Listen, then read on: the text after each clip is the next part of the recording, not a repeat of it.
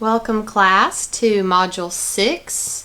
For Module 6, you will be reading about printmaking, graphic design, and early modernism in the arts. So your assigned readings for this module are Chapter 8, an external reading to your book called The Printed Image in the West, History and Techniques. The link is provided for you in Canvas, of course. You will also need to read Chapter 11 on graphic design and Chapter 22. And of course, you are responsible for watching this lecture video, taking consistent notes, and responding to the question prompt at the end of the video. If ever you do not see the question prompt at the end of the video, you can find it below the video in Canvas, in the module. And of course, you will need to complete your discussion reading as per usual. You will need to post your initial response within 5 days of the module opening, and of course, respond to 2 of your classmates' posts. And please review the discussion reading assignment instructions and rubric to know what is expected of you exactly for each of these discussion reading forums. It hasn't changed from day one. You have to include in-text citations. And students, you must italicize or underline the titles of works of art. It is incorrect to not perform that step. Capitalizing the titles does not suffice. Putting the titles in quotation marks does not suffice. So please italicize titles if you are typing them and underline them if you are physically writing them. You also do not need to underline and italicize both. That is not required. Okay, so moving right along. Oh, also I want to remind you that you should start thinking about your final project. Okay? It'll be here before you know it, and you don't want to do yourself the injustice of waiting to the last minute. So please review the assignment instructions and rubric for your final project as well. And feel free to email me with any questions about that. Okay, so the first topic that we will discuss today is printmaking. This term, printmaking, describes a variety of techniques developed to create multiple copies of a single image. Because so much in our lives is printed, like books and posters and newspapers, magazines, and billboards, it's difficult for us to imagine what things must have been like during a time when all illustrations and all texts were produced individually by hand. The invention of the printing press and movable type radically changed the way that we live. More people gained access to books, and therefore more knowledge than ever before spread to more people than ever before. Rates of literacy increased dramatically after the invention of the discovery of the printing press and movable type in Europe. Earlier technology had existed. Now, after printmaking developed in Europe in the 15th century, there was a high demand for these inexpensive religious images, and playing cards as well. People also started illustrating books with movable type. And the Gutenberg Bible was the first book created with movable type that introduced the idea of multiple publishing to the Western world. Now, there are many reasons to make prints, that artists make prints. Number one, which we've already hinted at in previous lectures, is that they are less expensive than paintings or sculptures. So they can be purchased by a wider group of viewers. This means they can also have the potential to influence social change. And this is special in comparison to unique works of art. And some artists are simply fascinated with the process and the craft of the various printmaking methods.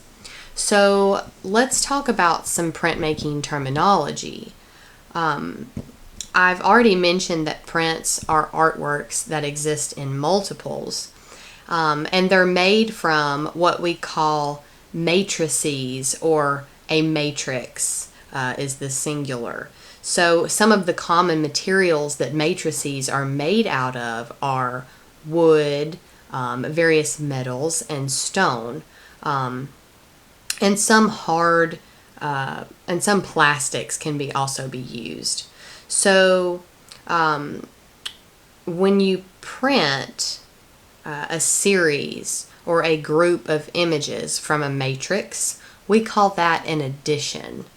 These are often numbered, and the number indicates the sequence of the pulled prints. And pulling a print just means running it through the printing press, or pressing the paper onto the printing block to create the work of art. Artists frequently create their finished works of art through a series of progressive proofs or prints, and these are called artist proofs, and they'll be marked as such, generally with a P or A/P on the print itself, until the artist is pleased with the overall look of the work of art. So just to kind of frame it in another way, additions can be thought of as related works of art, as siblings, if you will. In the words of the artist June Wayne, who you see here. Wayne worked frequently with lithography throughout her career, even starting a lithography workshop in California in 1960. And this is a type of printmaking that we'll look at in a little bit. And another artist said that prints are kind of like humans in that they're all the same, but they're all unique, like we are unique in our individual personalities. So there are three different kinds of printmaking, and those types are relief, intaglio, and planographic, or lithography or lithographic. So first we will talk about relief. Relief printmaking is a form of printmaking in which the image to be printed is raised from the surface. Pieces of material are removed from the surface using sharp tools called gouges, and this creates a surface similar to a stamp and is sometimes referred to as block printing. This diagram is very good. I think it's better than the one in your book. So feel free to control print screen this image. Now, again, a relief print is an example of a relief print is a fingerprint or a rubber stamp, and the way that wet tires might affect the ground. Now, the relief process is when the artist creates a matrix by cutting away. And the designs are left in relief. And some of the tools that can be used are gouges, knives, and chisels. And this is an example of a woodcut from Edvard Munch, who we looked at in the last module, who painted the Scream. The most common form of relief printing is woodcut or woodblock.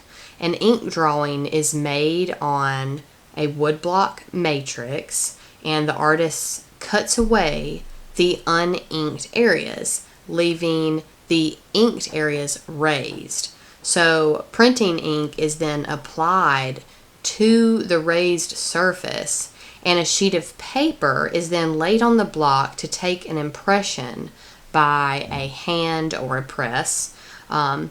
This kind of print is really best for bold black and white contrast, kind of like what you see here in Gauguin's piece, because it's not easy to pull off multiple colors in a woodblock print. And this kind of print is somewhat limited too in the number of editions that it can produce, because the edges of the woodblock deteriorate over time. Now, woodcut printing on paper was first adopted in the 7th century in China, where drawing and text were reproduced on the same block. In Japan, printmaking flourished in the 17th to 19th centuries, and multiple blocks would be used to achieve really subtle and highly integrated color effects like you see here. This was the preferred method, or the preferred kind of print of middle-class art collectors. And subject matter ranged from famous theater actors to landscapes to erotic images. This is Hiroshi's Light Rain at Shono, Haku. And it's from a series of color woodcuts in which multiple woodblocks had to be registered or aligned very carefully to make sure that the images lined up, to make sure that the color falls in the right place. Students, I want you to know there are tons of wonderful videos, demonstrations of each of these techniques available online. It really helps to see the process in action to understand. So I definitely recommend watching some of those videos, and I'll probably link some of them below this video in YouTube. So this is a work by Ernst Ludwig Kirchner, who we will look at later in this module, in this video. This is his port scene woodcut that has a very overt roughness about it, and the image is also kind of almost indecipherable. So I implore you to look at this work of art and try to figure out what you can make of it. If we didn't know the title, it might be pretty impossible to figure out. But there's an obvious texture here. The matrix, we know that this was a grainy piece of wood. And this piece also serves to illustrate this idea, or this fact, that artists generally gouged out lines going with the grain of the wood in woodblock, in woodcut printmaking, because it's really difficult to cut nice smooth lines against the grain. So Kirchner's approach was very direct and expressive, in keeping with his painting style as well. And it was really a kind of revolt against the polished effects that other European printmakers were seeking at this time. So there is another printmaking process that allows for finer detail while still working with wood, and that is called wood. It's called wood engraving, and it was traditionally used for book illustration, and it required the use of very dense wood, and rather than working with a plank of wood that was cut vertically from the tree, it would be the artist would work with a piece of wood set on its end. So imagine a slice of a tree trunk, a disc, and the artist would work on that large open circle area. Again, this would make more sense if you saw a demonstration of it, but this you would use very dense wood, and so it would the wood would be much more durable and allow for more additions to be made, which was good, especially if they were printing books. And so it allowed for much greater detail. And William Blake was an early pioneer of this technique, and he illustrated Thornton's Pastorals of Virgil in 1821, and this is what we see, an illustration from here called Boy Returning Joyfully with Plow and Oxen. And again, please note the high amount of detail in this work of art. We'll see some even more incredible works ahead. So other relief techniques include lino cut. This is the same principle as woodcut, but it's with blocks of linoleum, which were much easier to gouge in all directions. So lino cut, like I said, stands for linoleum, and basically you would just gouge out the linoleum surface in the areas that were not intended to take ink, and it's just a very soft matrix to use. There's no grain, so it can be cut with equal ease in any direction. This work on the left is in your book by Elizabeth Catlett. We've seen some work by her before. This one's called I Have Special Reservations, and it's in keeping with Catlett's several images of dignified African Americans that she creates. She is a socially conscious printmaker. It often goes along with the territory with these prints, and that's an idea that we'll talk about in a little bit as well. And you can see that there are these very even, smooth gouges, especially compared to a work like this or like this. So, and then I just included this kind of fun, frolicking example of a lino cut from Pablo Picasso, and we actually know that this is one of 50 of this edition of 50. So now let's talk about the another process, the intaglio process, which is essentially the opposite of the relief process. Intaglio describes any printmaking technique in which the image is produced by incising into the printing plate. So the incised line, these grooves here, in which the area holds the ink and creates the image. So the areas below the surface hold the ink. Intaglio comes from the word intagliare, or intagliare, which means to cut into. That was from an Italian word. So essentially the process involves daubing the ink onto the surface of the plate or matrix. Then the surface gets wiped clean except for the grooves. Then damp paper is laid over the plate and then passed through a press roller. And because the paper and the plate pass through the roller together, this means that there's usually a plate mark left behind. And so that is one way that you can identify an intaglio print from other kinds of prints. And there are actually several types of intaglio printing. Some of these include engraving, not to be confused with wood engraving. Sorry for the confounding terms. And then there's dry point, etching, and aquatint. And we'll look at an example of each of these. So with engraving, an artist uses a burin or engraving tool on a metal plate. So it takes strength and control to incise these lines.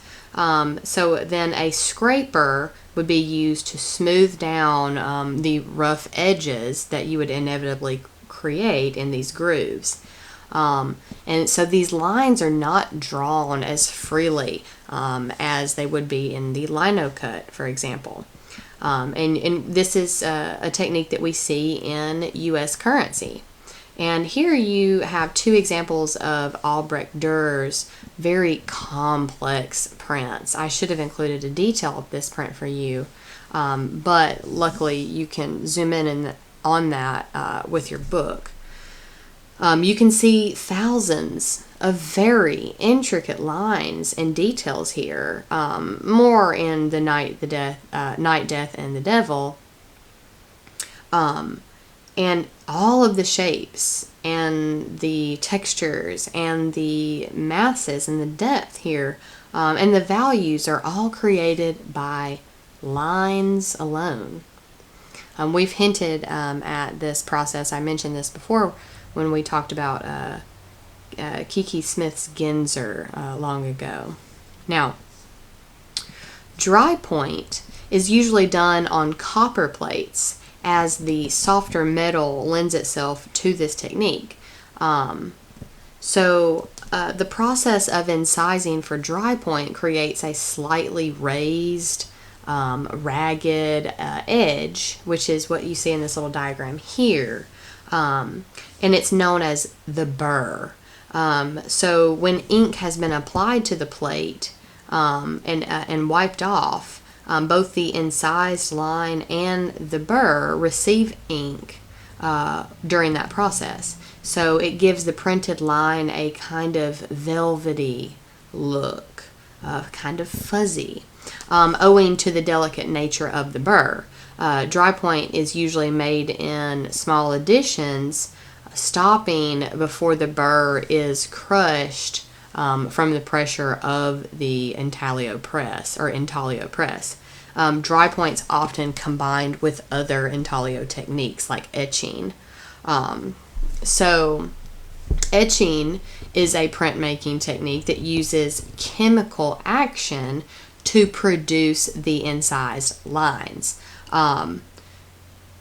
So you have to prepare a metal plate of either copper or zinc with wax or varnish or a ground of some sort, and the artist draws through to the surface to expose the metal. They draw through that ground, and then the plate is immersed in nitric acid, and that makes a groove according to the strength of the acid and the amount of time that the plate's left in the acid bath. And if you leave it in too long, something happens called overbite. Essentially, in Rembrandt's work here, Christ Preaching, we see a combination of all three of the techniques we just talked about, the engraving, the dry point, and the etching. So think about this work in comparison to Dürer's precise lines. Etching lines are generally more relaxed and more irregular than engraved lines. And this medium really allows for the skillful use of light and shadow. So here we have an example of aquatint, which is a printmaking technique that produces tonal effects by using acid to eat into the printing plate, creating sunken areas that hold ink. So like fine particles of acid-resistant material, for example, a powdered rosin, or in some cases even spray paint, are attached to a printing plate And then the plate is immersed in an acid bath, just like etching. So then the acid eats into the metal around the particles to produce a granular pattern, which hold ink to give the effect of an area of wash when inked and printed. And the extent of the printed areas can be controlled by varnishing those parts to appear white in the final design. So gradations of tone can be achieved by varying the length of time in the acid bath. Longer periods produce more deeply bitten depressions, and which those print darker areas of tone. This technique was developed in France in the 1760s, actually, and became popular in Britain in the late 18th and early 19th centuries. And it too is often used in combination with other intaglio techniques, like in this work by Mary Cassatt. She made the colored areas with aquatint using 3 different plates. She also used dry point to scratch the lines into her matrix. And lastly, for the sake of time, we're going to wrap up with lithography, but I highly encourage you to read about silk screening and stencil work on your own. You'll need to do so to finish the work of this module. Now, lithography or planographic printmaking is a printing process that uses a flat stone or metal plate on which the image areas are worked or drawn using a greasy substance that the ink will stick to, while the non-image or the non-greasy areas are made ink repellent.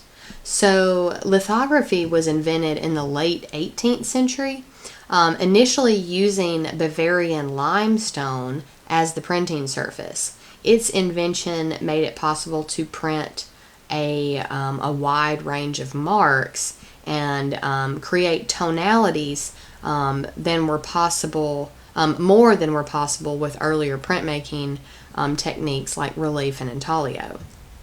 And it also made color printing easier. Areas of different colors can be applied to separate stones and then overprinted onto the same sheet. Here you see Daumier's Rue Transnonain. I cannot speak French, but Rue I know is a street name, or the word for street. And Daumier is one of the first lithographic artists. And this image captures the event of militia killing several innocent tenants of an apartment complex. So it was basically when the army repressed a workers' revolt, and kind of this tension spread to the working class districts in the capital. And so in response to some gunshots that came from the top floor of this apartment building, troops stormed the building and opened fire, killing and wounding residents. And it was published the day after the event, which is pretty incredible. But this was able to happen because of the lithographic process. He could essentially just draw on the litho stone, and it allowed for these really amazing areas of smooth, light, and dark, that dramatize the scene. And also, again, it plays into this idea, or it illustrates this idea that printmaking often was used to serve these kind of social ends. And then here are a couple of works from Toulouse-Lautrec. He created hundreds of innovative works that used bright colors and flattened compositions, as he was also inspired by Japanese prints.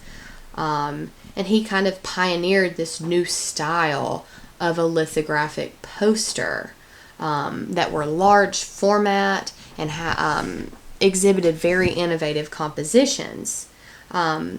This work of his friend on the right, the cabaret singer Aristide Bruant, displays an innovative use of the lithograph because he used crayons to achieve these lines of various widths, and he used tusch for dark areas. Tusch is this greasy black liquid or substance to be mixed with liquid that was used specifically for making lithographic drawings.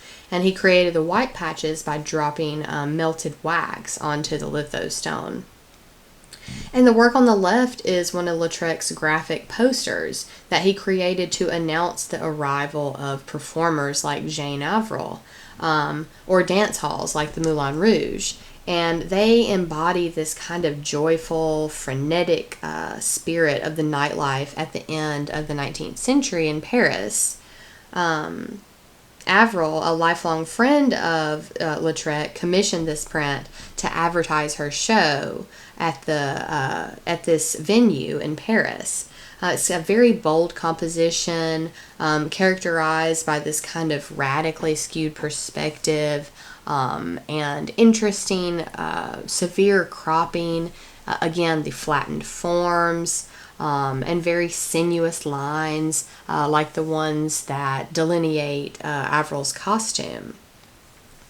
So to create this print, Lautrec used several lithostones, one for each color. There was black, an orange, a yellow, and a green as well. And Lautrec inspired much of the graphic design practices that developed into what we are familiar with today.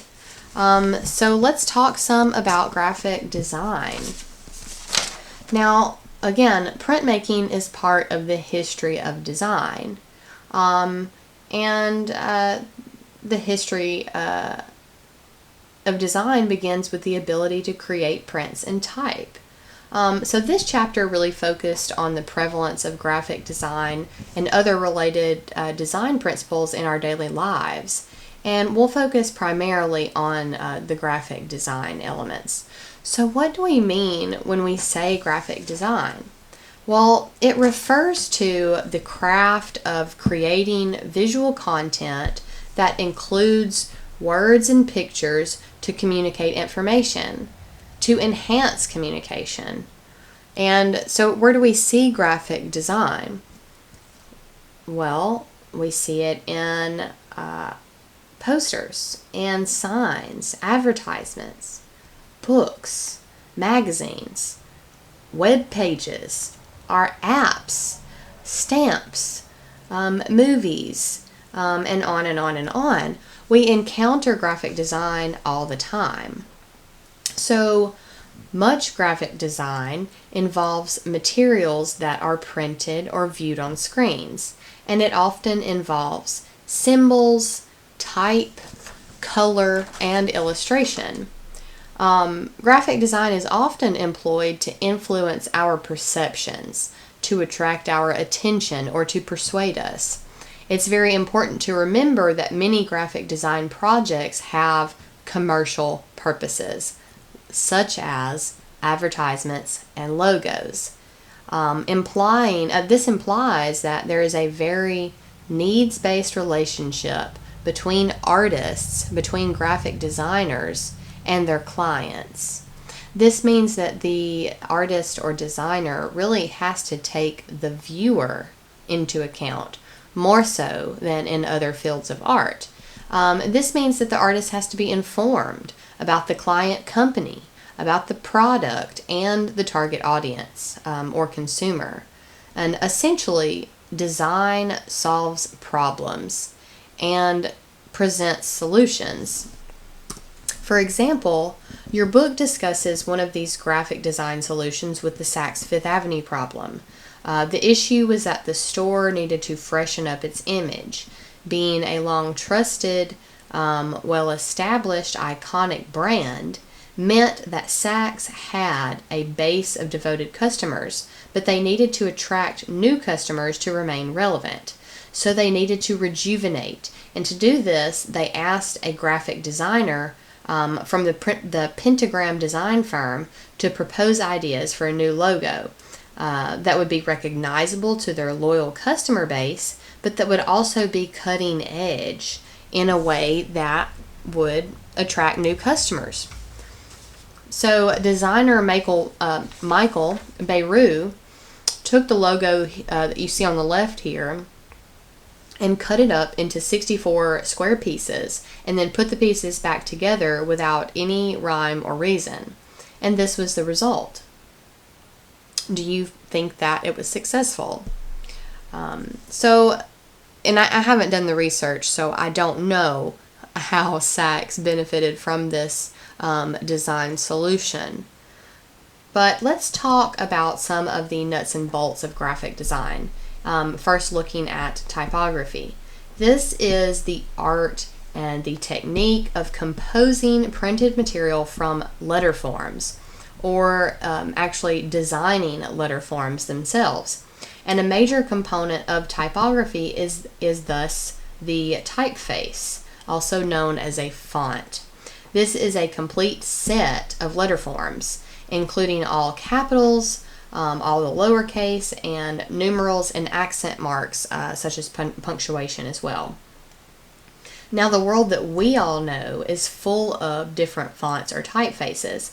Thousands upon thousands of these exist that didn't only a few decades ago.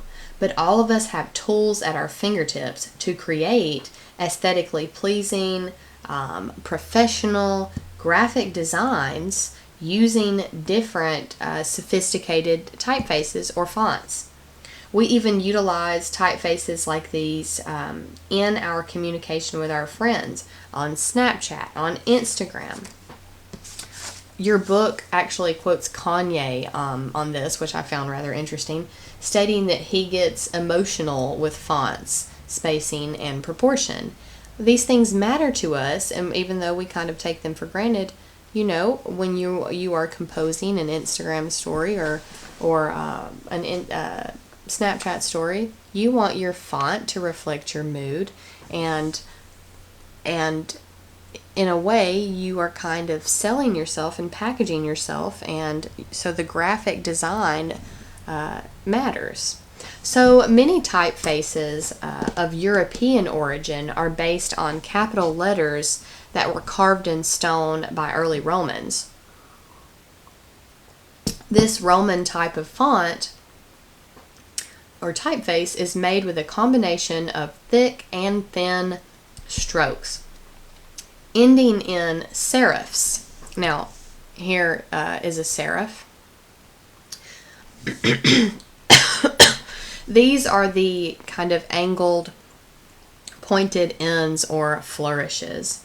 So that means that sans serif fonts or typefaces look more modern. Those are literally just the fonts without serifs. And this has become the most common type of font or typeface for viewing on screens. This is just an example. Your book also mentions the black letter typefaces that are derived from northern medieval manuscripts. So as you can see, while there is a proliferation of fonts in the world today, many of those that we use are inspired by those typefaces of the past. And also, as we become more and more efficient and design literate over time, we begin to update our use of certain typefaces in our lives. And this is precisely what Donald Meeker and his team attempted to do with the typeface seen on interstate freeway signs across the United States. You know what I'm talking about, right? These white and green signs. So in 2004, the designers saw these signs as a problem that needed a design solution. So he came up with the Clearview Highway typeface.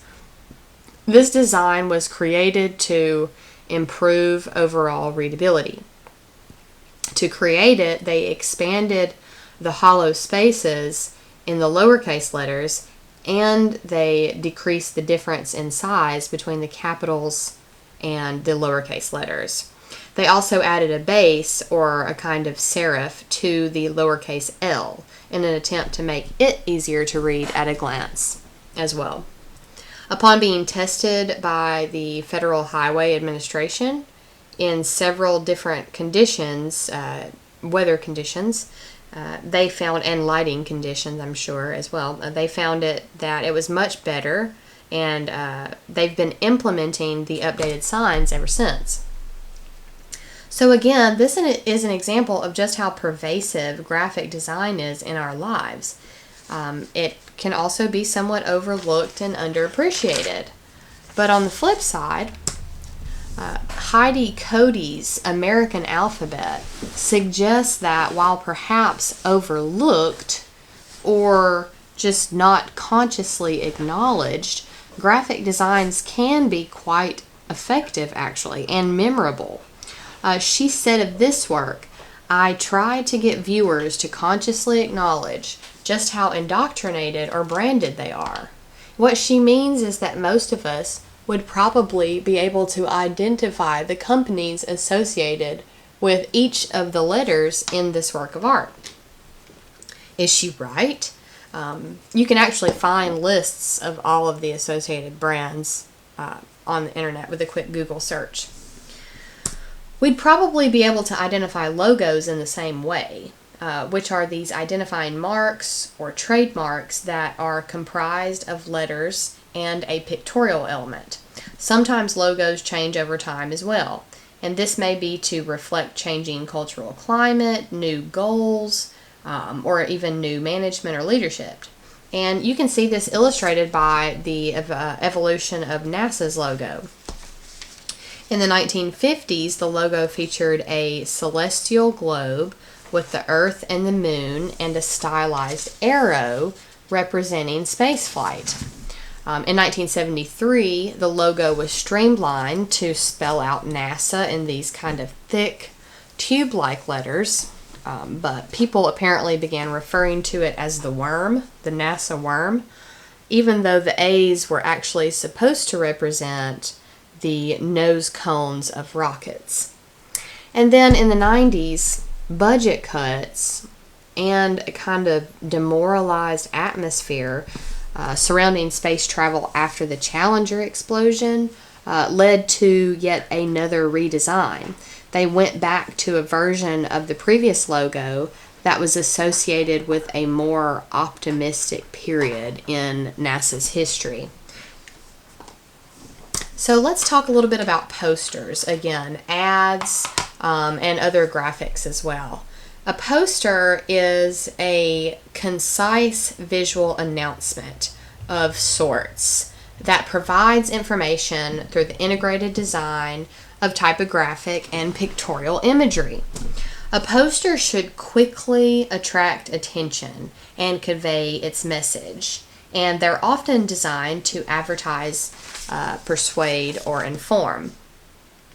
While the concept of the modern poster is over 100 years old, it wasn't until the 1920s and 1930s that advances in printing methods made high-quality mass production available, i.e. offset lithography. Since the 50s, however, TV, radio, and printed ads have kind of taken the forefront, and now internet ads, of course. But well-executed posters can still have an impact and meet our needs for communication. For instance, do you ever look at posters around campus to become abreast of what's going on? Do you look at posters at concert venues to know what show is coming up? Of course, you can always find this information on a website, but sometimes navigating the web can be kind of confounding. Sometimes it's nice to go somewhere specific to look for upcoming events or notice flyers that kind of inform about radical or social causes, even though it's kind of rare in personal experience. Now, the poster you see here was produced by a group of 6 men who founded the Silence Equals Death Project in 1986. This was during the AIDS crisis in America. This poster was created as a kind of, as a form of advocacy. And first it was created to resemble a sleek corporate logo to attract attention and to kind of create a tone of seriousness. And the triangle was also evocative of the insignia that homosexuals were forced to wear in Nazi concentration camps. It was kind of a take back of this symbol, an appropriation.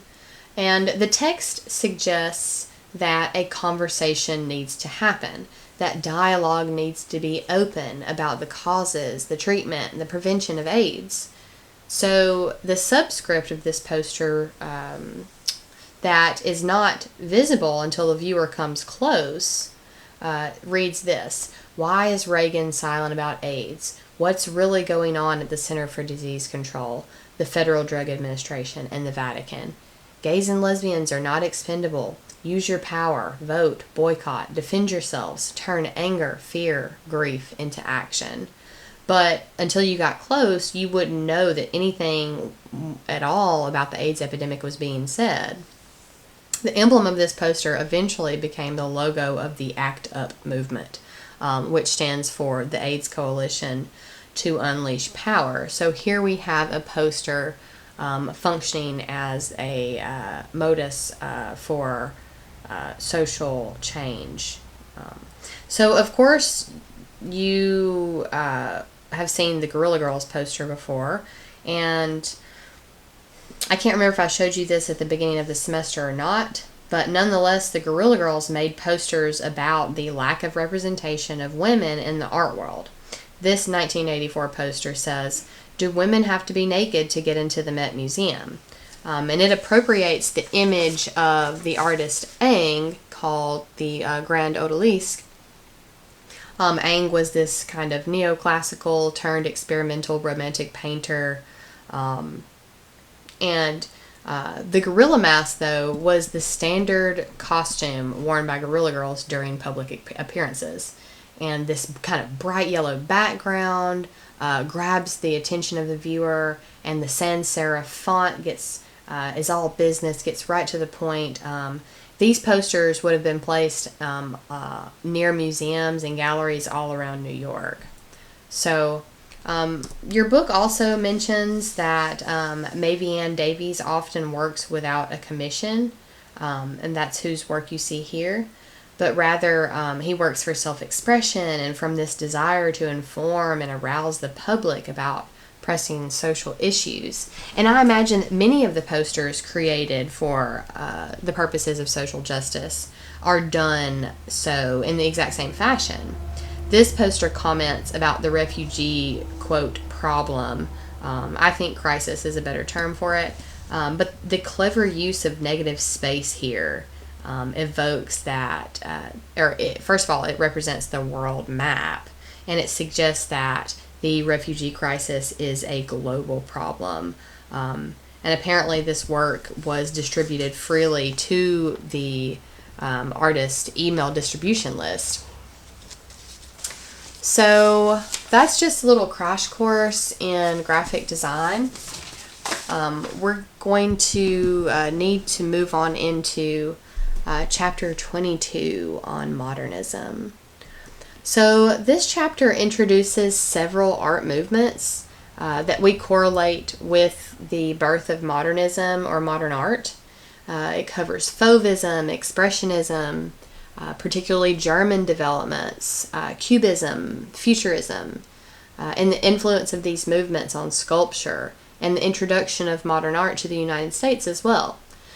These developments in art were inspired by a number of changes, ideas, and innovations taking place around the world at this time, including electrification, radio, automobiles, airplanes, movies, assembly line production, and war, and other developments in science as well.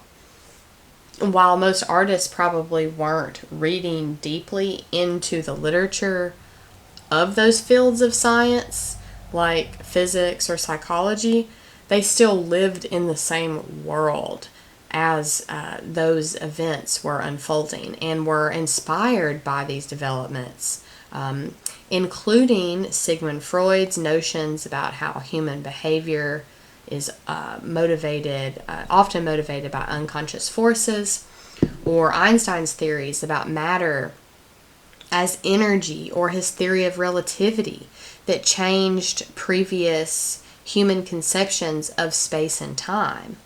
So just as modern society valued invention and innovation, the art world did too. So this is why we see such great proliferation of styles. Modern art was too still greatly misunderstood and controversial in the early 20th century. It was often criticized as being childish and untrained, even as a publicity stunt. But modern art was none of these things. It was simply an outcropping of modern society. So we'll look first at Fauvism through the work of Henri Matisse, who we've seen works by before.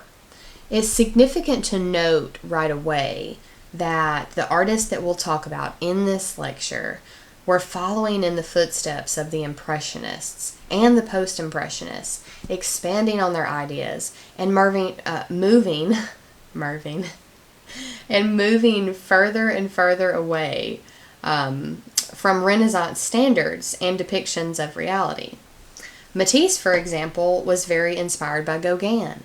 He saw a large collection of his works in 1905 and afterward adopted and extended the artist's expressive use of color. Now, Matisse was recognized as the, quote, leader of the Fauves, which is a French term meaning wild beasts. And this is how critics described the artists working in this style after their first group exhibition. Now, the Fauves were never actually an organized group. And the movement, if you will, mostly fizzled out after only a few years. Still, the work made quite an impression on the world of art. Fauve works were very simplified designs paired with these shockingly bright colors. These artists wanted to create with the directness of the Impressionists, capturing those fleeting moments of urban life, but also embrace, the Fauves also wanted to embrace intense color combinations and test their emotional capacities. The work you see here is by André Derain, an artist who worked very closely with Matisse, and it's called The Dance from 1906. Like Matisse, Derain wanted to use color to its fullest potential, to produce compositional coherence or unity, to increase the luminosity of the composition, and to elicit emotional responses from viewers. These figures dancing in this lush, bright landscape is typical of Derain's work. It's clear that he too must have studied Gauguin's work, including this use of flattened perspective, and color delineates space here. It's kind of like Cezanne, different than Cezanne, but a similar idea. And shades, these different shades of colors indicate light and shadow rather than value scale. So you may recall seeing this image on the left here, well, and Vermeer's as well, in earlier PowerPoints or videos. But this is Matisse's Harmony in Red, or The Red Room on the left, and it's often considered his masterpiece. Its subject is the interior of a comfortable, prosperous household, with a housemaid placing fruit and wine on a dining table. But it is radically different than traditional paintings of domestic interiors. Matisse depicted objects in this simplified, schematized fashion, and he flattens out the forms as well. Remember that flattening of form was inspired heavily from the Japanese woodcuts that the Impressionists and the Post-Impressionists were so taken by. So, for example, by eliminating the front edge of the table, Matisse makes the table as flat as the wall, and especially with the identical patterning. And the lack of depth in the window scene also makes it seem flat, to the point to where we wonder, is it a window or is it a painting on the wall? And lastly, Matisse's process of overpainting signifies the importance of color in these works. Now, overpainting is not something that you would be able to see just from looking at this work. You'd have to dig a little bit deeper. But what it means here is that this painting was initially done mostly in green. Then it was blue. But neither of these colors worked for Matisse. Finally, he landed on red to express what he felt was the right harmony that he wished to compose. So hence the title, Harmony in Red. Matisse said this in an essay he published in a Parisian journal. Open quote, "The chief function of color should be to serve expression as well as possible. My choice of colors does not rest on any scientific theory. It is based on observation, on sensitivity, on felt experiences. I simply try to put down colors which render my sensation." Ending quote. Now, this work, The Joy of Life, from 1905 and 06, depicts nudes similarly to traditional studio poses, but the landscape is all wrong, right? Or all right, in my opinion. It's extremely bright, and the forms of the trees and the bodies are radically simplified. You don't get hardly any modeling.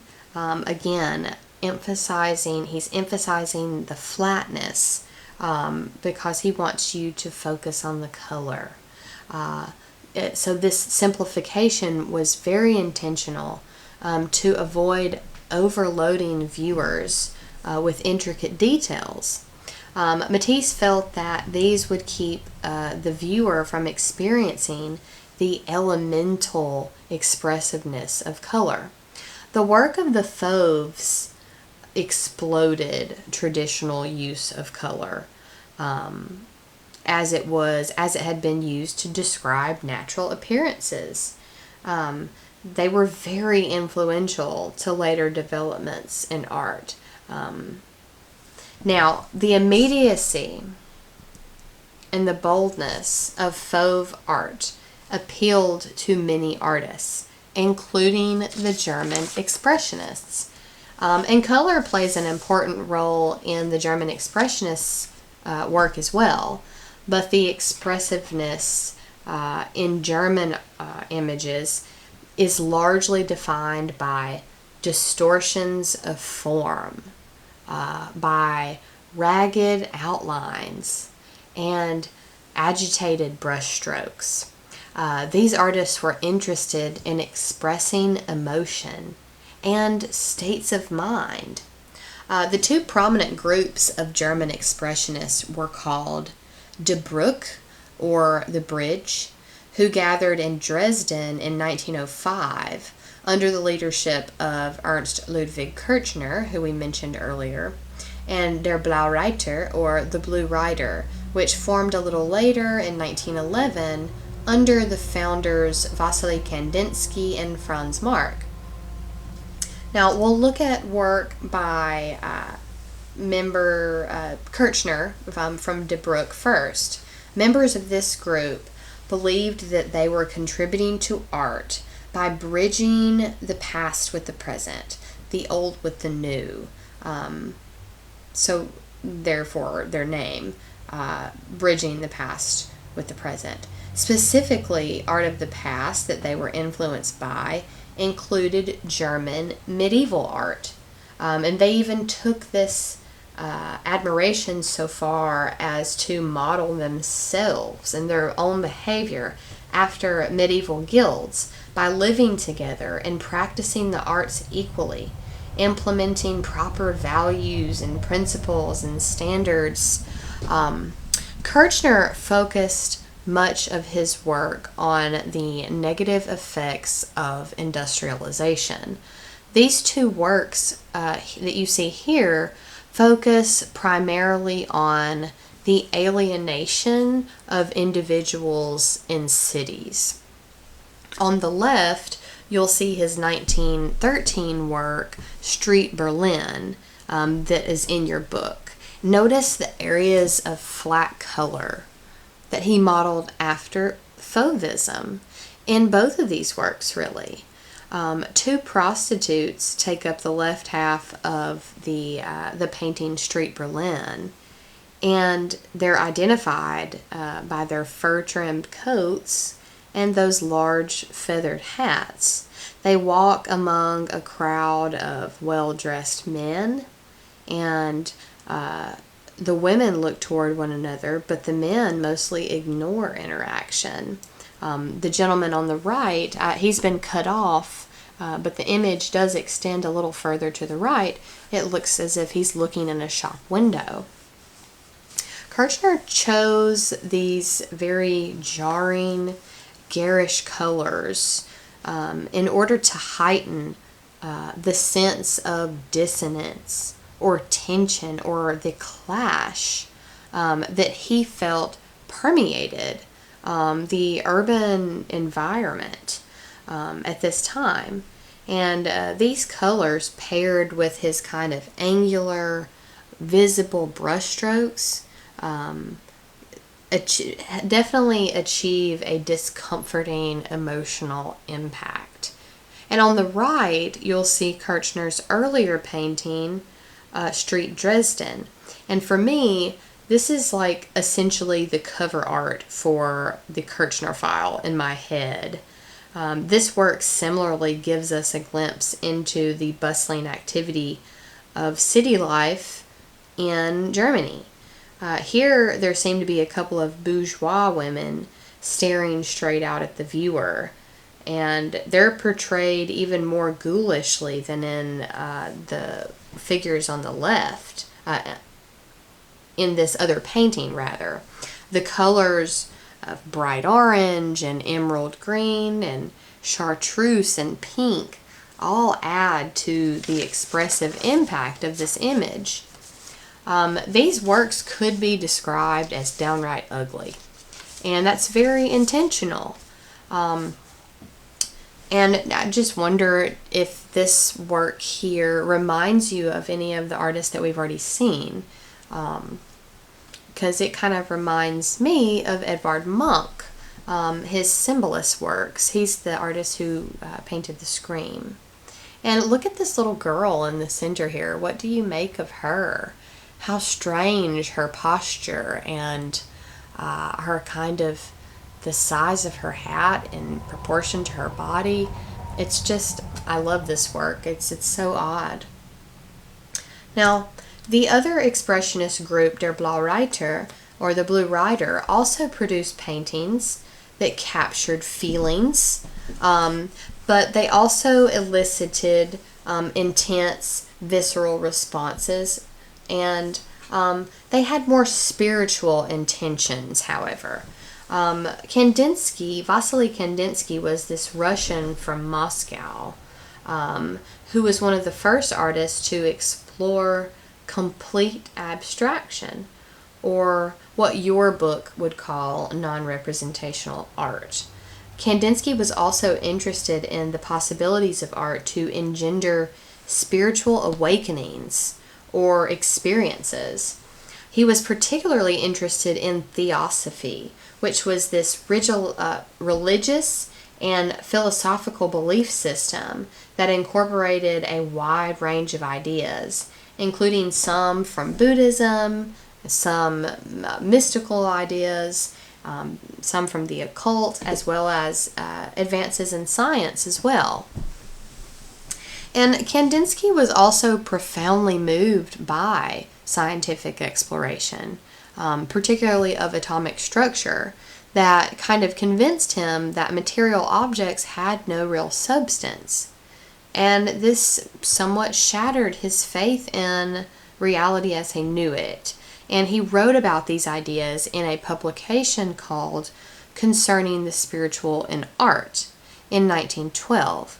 He believed that artists should express their spirit and their feelings through the arrangement of color, form, line, and space. Kandinsky attempted to form a language of visual form, similar to the language of music. And to reiterate this pursuit, perhaps, Kandinsky often gave his works of art musical titles, such as Improvisation 28 or Composition 4. The first three compositions, 1 through 3, were destroyed during World War II. So here you see Composition 4, and you might notice certain traces of reality in colors or shapes that kind of barely resemble or correspond to objects of the physical world. Kandinsky actually found it difficult to paint in complete abstraction, but this work is typical for his style. These strong black lines and the use of several colors, biomorphic shapes.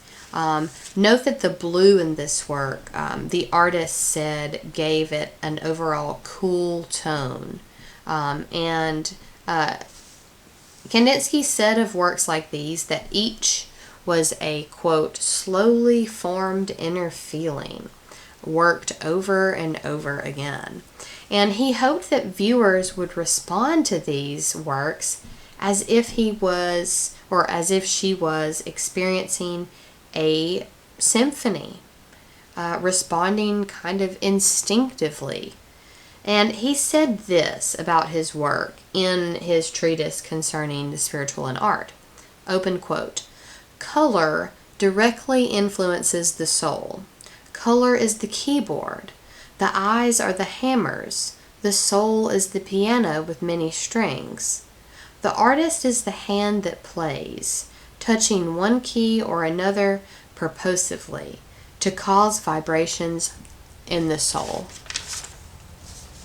Now, some attribute Kandinsky's strong ideas about the relationship between color and music to a neurological phenomenon in which a person would have a sense like hearing trigger another sense like sight at the same time.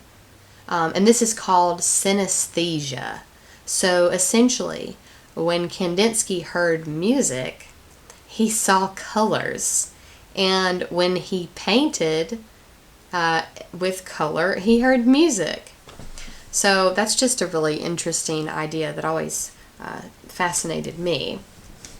So like many other German expressionists, the co-founder of the Blue Rider group, Franz Marc, grew increasingly upset at the state of the world with World War I on the horizon. And this perception led Marc to turn to the animal world for the subjects of his work, because he felt that animals were more pure than humanity and therefore more suited to express his inner spiritual truth. Now, like Kandinsky, Marc thought that blue was the color of spirituality. And these ideas come together in this work called The Large Blue Horses from 1911. Now, there were a few artists working outside the two main groups who were practicing independent forms of German Expressionism, including Katie Kollwitz, Paula Modersohn-Becker, and Egon Schiele.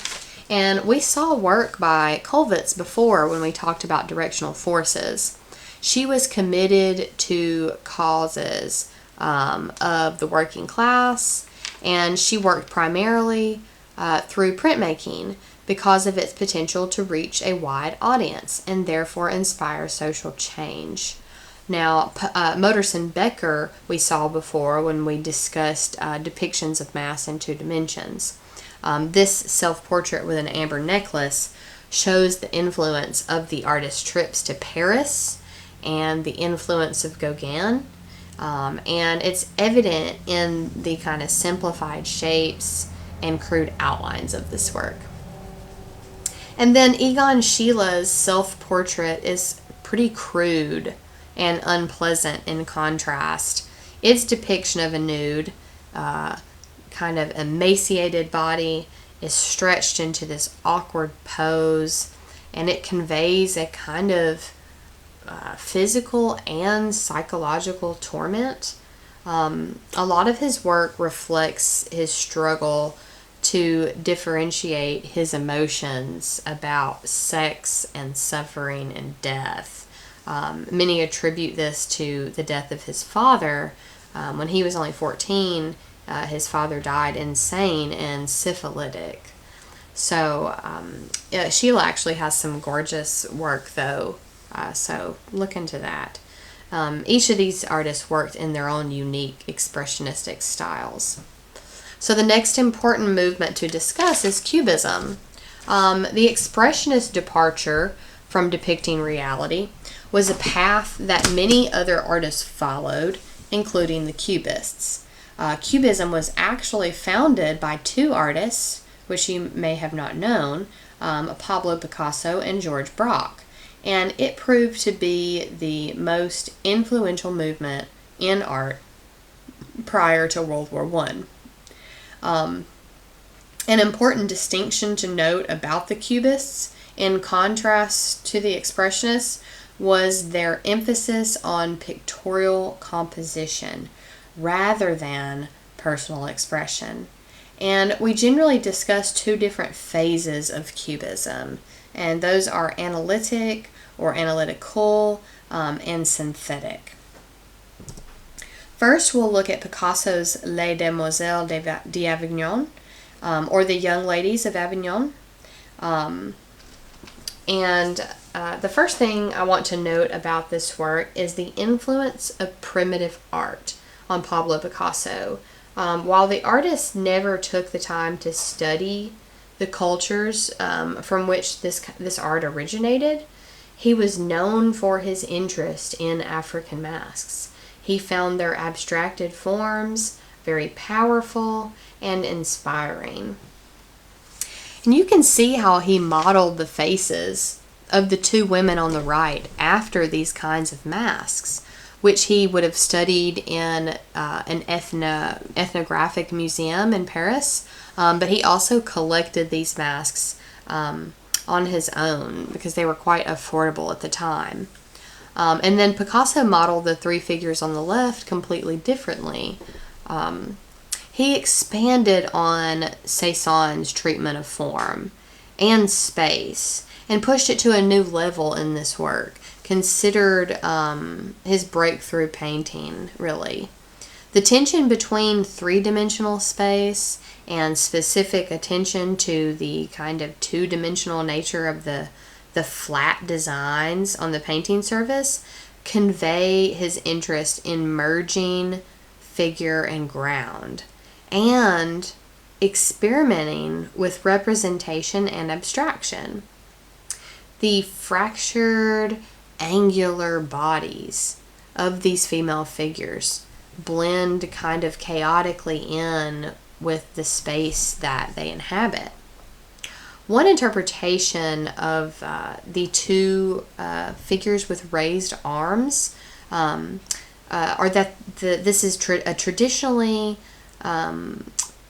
interpreted as an evocative, accessible pose. It's thought to be inviting, but the kind of hard, piercing gazes and the tightly sealed mouths kind of contradict those gestures.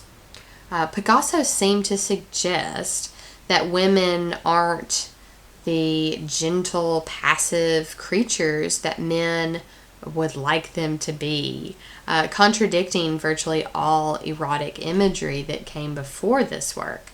Many feminists have derided Picasso's depictions of women in this work. But many viewers and other artists didn't like this work either, at least initially. But one artist did see potential, and that was George Brock.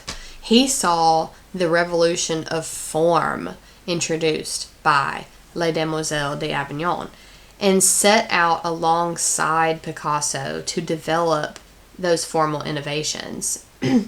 So the style of Cubism received its name actually after Matisse described this work by George Brock as having been painted with little cubes. So just like the Impressionists, the Cubists just kind of adopted that slight as their moniker. So this work has the appearance, it has this appearance because the artists were interested in dissecting forms into their constituent parts, which they would then recompose into these new kind of coherently designed objects. If you look at these images side by side, you'll see how Brock builds on the earlier work of Cézanne's formal explorations. But this is kind of a proto-cubist work rather than full-on cubist. In this work, the forms or the cubes kind of quickly build up the shallow, indefinite space of the composition. But he's still using some older techniques. You can identify here the trees, so it's not really fully cubist. He's using the overlapping techniques, the diminishing size techniques, and vertical placement to indicate space. So again, this is a proto-cubist work. So let's talk about the different types of cubism, starting with analytic or analytical, which was developed in 1910 and 1911. And the artists in this form of cubism break down their subjects into flattened planes and sharp angles, and then paint abstracted geometric references to them. In this way, analytic cubism somewhat resembles the actual process of perception. When we look at an object, we're likely to examine it from various angles and then reassemble those glances into a whole in our brains. Now, in Brock's work, The Portuguese, on the right, I implore you to try and figure out, what is the subject here? What is the subject matter? Well, of course, if you read about it, you'll know that our subject is a man sitting at a table playing a guitar. And the viewer has to work really hard to figure this out because it's broken down into these large intersecting planes and facets, and it's penetrated by tons of smaller shapes and facets. And the use of light and shadow also greatly depart here from conventional artistic practice. Sometimes you see these areas that suggest chiaroscuro, that modeling from light to dark, and then other times the planes appear more transparent, as if we can see through them. You'll also notice that in both of these works, the use of subdued colors, which is a great contrast to the work of the Fauves. And this was a conscious choice, too, so that viewers would focus their attention on form first and foremost. Now, Picasso's portrait of Ambrose Villard shows one of the great art dealers of the 20th century. The viewer most likely notices Villard's head first because it's recognizable. But upon closer inspection, you'll notice that what's actually there is a broken architecture of shards of flesh or bricks of flesh, planes that have been started and stopped. So not a single aspect of his face is actually there in any kind of conventional pictorial sense. But Villard's face is more real than his surroundings, which have kind of disintegrated into geometric shapes and shadows. They're kind of just reconstructions of objects based on this geometric simplification. So the other later phase of Cubism is called synthetic Cubism. And in this phase, the artist constructed paintings and drawings from objects and shapes cut from paper and other materials to represent parts of a subject. The work that marked the point of departure for this new style was Picasso's still life with chair caning. In this work, Picasso added a photolithographed pattern of a caned chair on canvas and then pasted a piece of oilcloth on it. And then he added an actual rope frame to the piece as well. And the painted kind of abstracted areas have no relationship or reference to reality. He also plays with our perception with these letters, J-O-U, and U seems to occupy a completely separate space than the J and the O. This juxtaposition of realistic images and actual rope and abstracted painted areas all add to a feeling of visual play. Essentially, this work is a kind of fine art collage. Both Picasso and Braque explore this style. Picasso's Violin, Fruit, and Wine Glass of 1913 features actual newspaper clippings and cut-out pictures of fruit. The wine glass is rendered in what appears to be charcoal. And these subjects are those of traditional still life, but the way that they're depicted departs from traditional techniques. It turns those on upside down. So the primary difference between analytical and synthetic cubism is that analytic breaks down the appearance of things and rearranges them, those parts. And then synthetic cubism builds up compositions by combining bits and pieces of different things. So how was sculpture influenced by all these changes in the world of art and the world at large? Constantine Brancusi, a sculptor you've seen before in this class, if you remember The Kiss, your book does a great job tracing the evolution of Brancusi's style by showing a sequence of his works that show this kind of gradual, though eventually radical, break from the romantic naturalism of past styles. And you can see the influence of Rodin, which we didn't talk much about him, but Rodin was really working in the vein of Michelangelo and Donatello, and he was actually the first artist to use Michelangelo's unfinished work as an inspiration for this kind of rough finish that you see here to add an expressive quality. So you see here in this first example from Brancusi that he is very much influenced and working in the same vein as Rodin. But by the time that he creates Sleeping Muse, which you see in the bottom left, Brancusi has simplified the subject. He's moving away from naturalism and towards abstraction. And a few years later, the image has been stripped, when he creates Newborn, the image has been stripped to almost completely, there's nothing recognizable. But we do notice an influence of ancient sculpture from the Cyclades Islands. So sometimes a look to the past can reinvigorate current practices.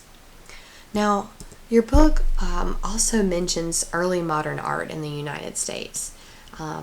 Its first big introduction to work by artists like Picasso and Braque and Brancusi, even Matisse, yeah, Van Gogh, and Gauguin, happened at this Armory show of 1913 in New York. It was at this show that frustrated American artists attempted to show that modern art was not their modern art was not revolutionary, but that it had evolved naturally from movements in the 19th century. One of the most heavily criticized works from this show was Marcel Duchamp's Nude Descending a Staircase. Critics did not understand at all what the artist was trying to achieve. Because they had, what does this remind you of? It should remind you of Cubism. But they had no knowledge of that movement, or very insufficient knowledge of that movement. They looked at this work and they said, where's the nude? So this painting clearly has Cubist roots, but it also looks kind of futurist in its kind of depiction of multiplication of body parts to suggest motion. But Duchamp denied futurist influence. He said that he was unaware of the futurist movement. So it could more likely reflect Duchamp's interest and the influence of Muybridge, Edward Muybridge, who we looked at photographing the motion of the horse. So he was probably influenced by Muybridge's photographic advances with time-lapse imagery. And I've just included this little cartoon here called Rude Descending a Staircase, just to illustrate just what an uproar Duchamp's work caused at the Armory show. And then in the upper right, you'll see the kind of like pure, actual, intentional futurist sculpture by Umberto Boccioni. It's called Unique Forms of Continuity in Space. I'm sorry I didn't put the ID on the slide. But like other futurist artists, Boccioni drew inspiration from Cubism, but also added elements of implied motion and speed as a way to comment on and celebrate the machine age. So just imagine how amazing it would have been to witness a human being propelled by a machine, a race car specifically, that reached 100 miles per hour when trains and planes weren't even doing that. We forget to put things in perspective like that sometimes. So these artists, these futurist artists, wanted to respond to this incredible advancement in human history. Boccioni's figure appears deformed even by the speed of the wind rushing past a human body. And the metallic surface of the sculpture was probably meant to allude to machinery itself. So that concludes our very intense lecture from Module 6. Now, in your own words, describe one of the printmaking processes that we covered. And again, you'll need to read about stencil and screen printing in your book, and then you'll need to identify and describe at least one artwork made using the process that you chose. And please fully identify that example by author, title, date, and process. And again, I would like to encourage you to go to YouTube and search for videos of each of these processes. It will make it stand out. It will make it make so much more sense in your minds.